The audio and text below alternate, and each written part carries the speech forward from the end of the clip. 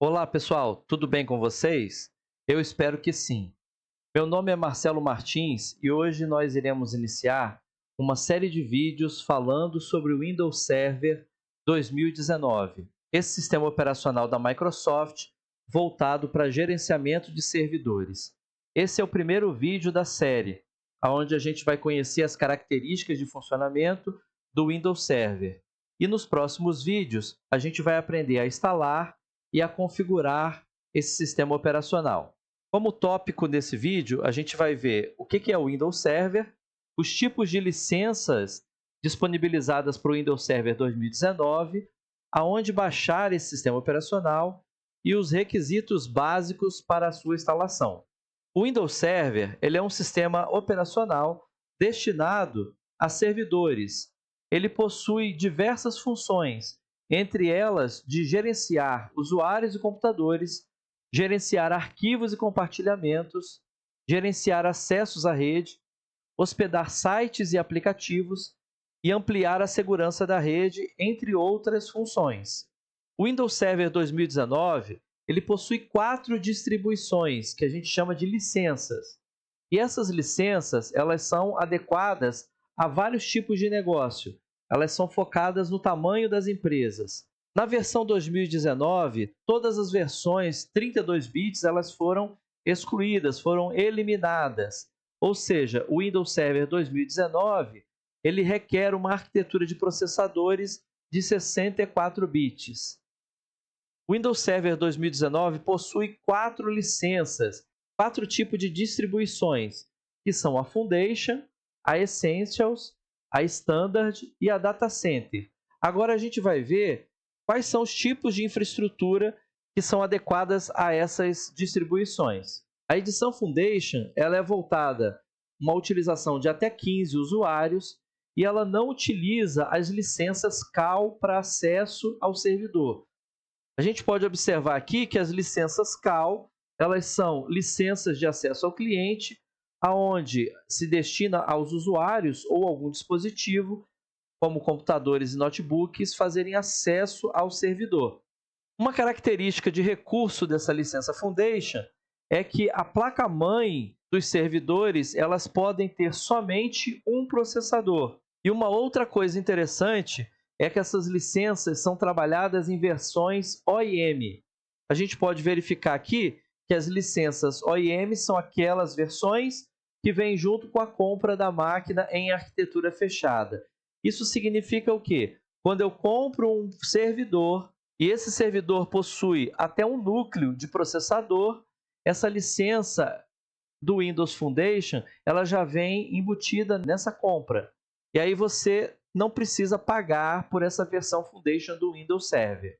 São empresas pequenas, até 15 usuários. Logo depois nós temos a versão Essentials, que ela é destinada para empresas até 25 usuários.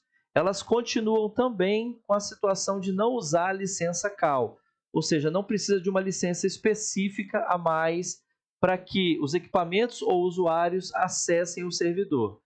E como característica, os servidores eles têm que possuir até 2 processadores e já vem embutido uma licença OSE, que são licenças para operar máquinas virtuais em ambientes virtuais. O terceiro tipo de distribuição é a versão Standard. A versão Standard ela já tem um tipo de licenciamento diferente das duas demais.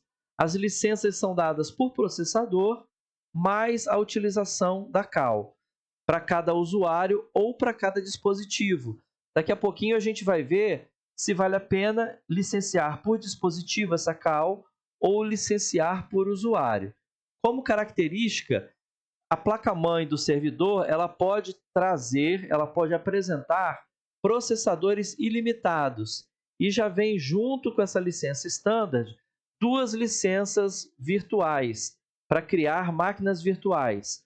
Nessa licença estão presentes todos os recursos destinados à versão do Windows Server. E por último, a gente tem a licença Data Center. A licença Data Center ela tem um licenciamento também por processador e mais a CAL de acesso ao usuário ou acesso ao dispositivo. Como característica, ela também tem processadores ilimitados e também ela traz a possibilidade de licenças virtuais ilimitadas. E também já vem contemplado com todos os recursos disponíveis na versão do Windows Server.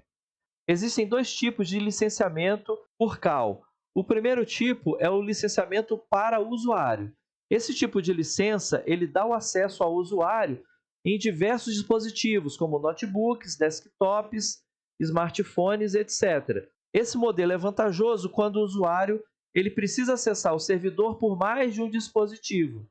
Logo em seguida, nós temos as licenças tipo dispositivo, as Device CAL, para casos de empresa que tenham vários usuários, quando esses usuários utilizam o mesmo equipamento. Eles fazem um tipo de compartilhamento da máquina em turnos diferentes, por exemplo.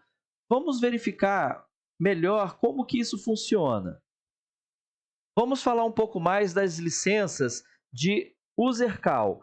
As licenças de UserCal, elas são indicadas para o tipo de empresa onde um funcionário ele acaba recebendo vários dispositivos para trabalhar. Então, está disponível dessa pessoa, desse funcionário, um notebook, um desktop, um tablet, etc.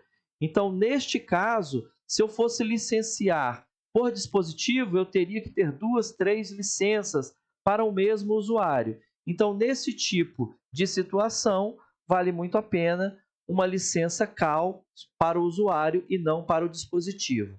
Isso parece um pouco complicado, mas é tanto que a Microsoft ela disponibiliza um canal de auxílio à obtenção dessas licenças CAL. Então, nesse endereço que a gente tem aqui abaixo, você pode entrar em contato com a Microsoft, informar o tipo de empresa que você tem, que você trabalha, e eles te orientam a melhor forma de adquirir essas licenças CAL, se uma licença por usuário ou se licença por dispositivos. Quando a gente fala especificamente em licenças CAL por dispositivo, as Device CAL, elas são ideais para o tipo de empresa onde vários usuários eles acabam utilizando o mesmo equipamento, ou seja, em empresas onde o computador não é fixo para um funcionário.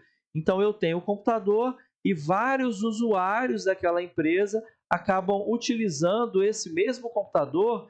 Eles podem trabalhar em turnos iguais, compartilhando esse computador, ou podem trabalhar até em turnos diferentes. Ou seja, um turno ele sai e entra um outro turno, faz o uso do mesmo dispositivo.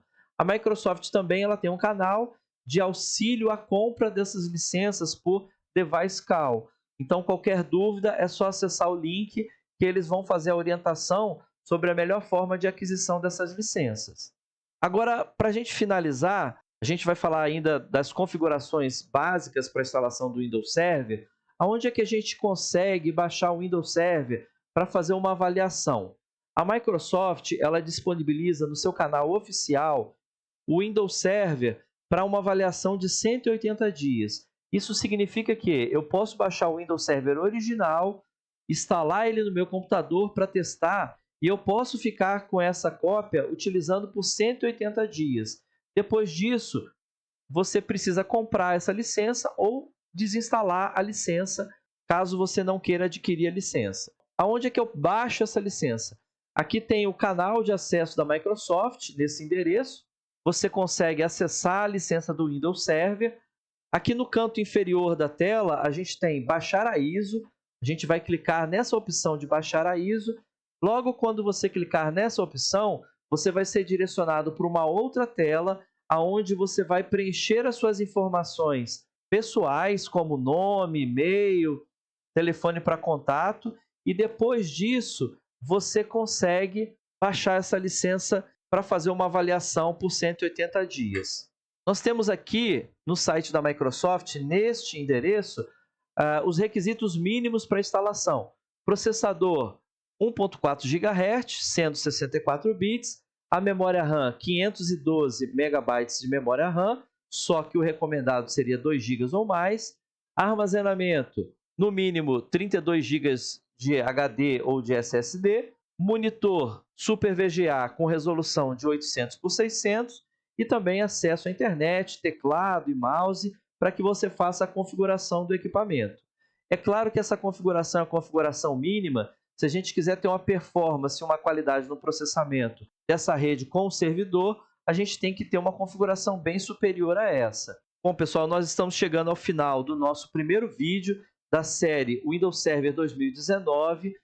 O próximo vídeo, nós vamos estabelecer uma arquitetura, a gente vai criar um modelo de rede para que a gente possa instalar o servidor e, a partir daí, fazer todas as configurações.